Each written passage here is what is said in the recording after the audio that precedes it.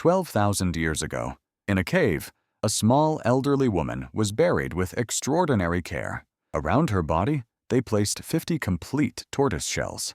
Every one of them had to be caught, carried, cooked, and eaten at her funeral, and then arranged around her in the ground. That was just the beginning. They also buried her with the wing of a golden eagle, the pelvis of a leopard, the forearm of a wild boar, the tail of a cow, the skull of a stone marten, and laid carefully in the grave beside her, a complete human foot that did not belong to her body. This is not a random pile of animal parts. This is a costume. It's a toolkit, and it tells us, 12,000 years later, exactly what this woman did for a living.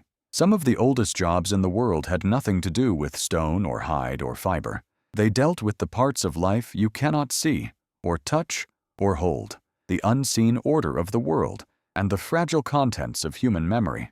Today, 2 of them, and they're the strangest, most human professions I know of.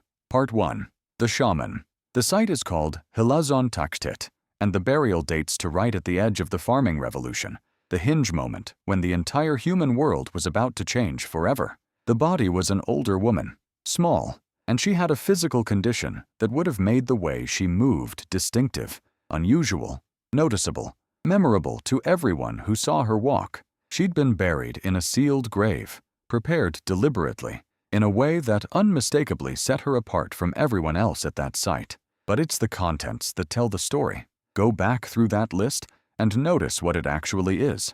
The eagle that owns the sky, the leopard that hunts in the dark, that you will never see coming, the boar that will kill you if you corner it, the marten, the wild cow. Somebody went out and gathered parts of the most powerful and most dangerous animals in that entire landscape and concentrated them onto one person. Anthropologists who study living traditions recognize this pattern instantly because shamans across the world, in communities with no contact with one another, are marked in remarkably similar ways, often physically unusual in some way, often set apart by the body, and almost always associated with specific animals, and with the power to cross between the human world and the other one, the world of spirits, of the dead, of the hunt. She was the one who dealt with the unseen. When the hunt failed for weeks and nobody knew why, when somebody was dying and there was nothing left to try, when something had gone wrong in the invisible order of things and it needed to be put right, she was who they came to. And when she died, that community caught and cooked 50 tortoises, held a feast for dozens of people, and then buried her wearing the concentrated power of an entire ecosystem. You don't do that for someone ordinary. You do it because you believe she was holding something back, and now she's gone, and something has to be done about it. Part 2. The one who was the library.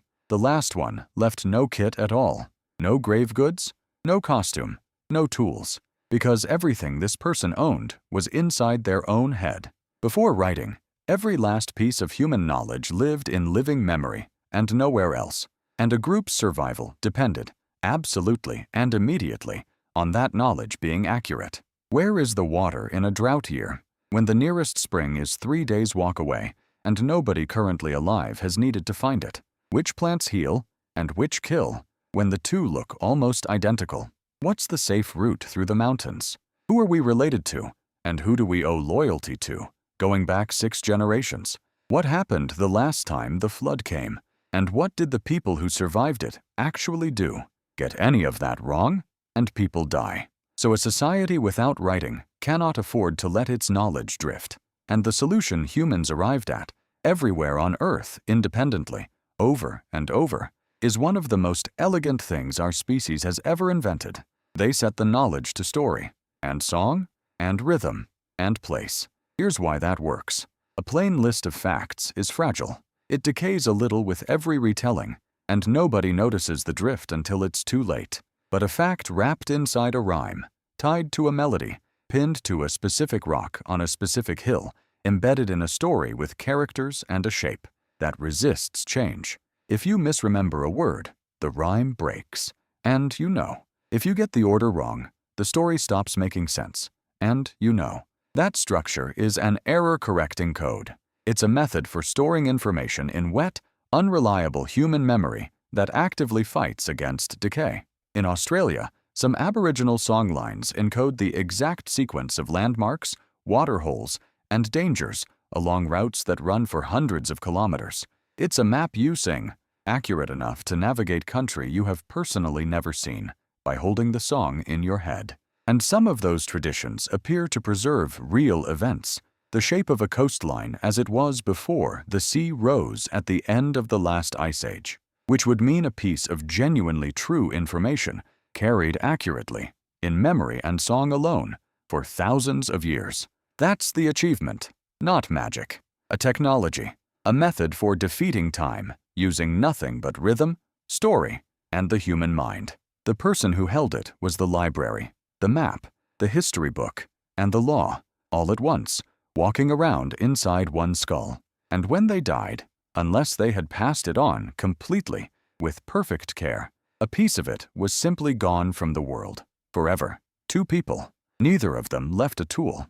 Their work was done entirely on the invisible side of life, inside the unseen order of the world, and inside the fragile vault of human memory, which makes them the easiest of all the ancient professions to miss completely. But look at what we do have. A woman buried under 50 tortoise shells and the wing of an eagle, because her community believed she commanded forces they could not see, and a map that outlived the coastline it described. We tend to assume that knowledge began with writing, that before the first marks on clay, people simply lived, and reacted, and endured. The evidence says the opposite. The deep human past was dense with knowledge, pharmacological, ecological, historical, legal, held by specialists, refined across generations, and defended against forgetting with everything they had. They just kept it all in the one place we never think to excavate, the inside of a human head.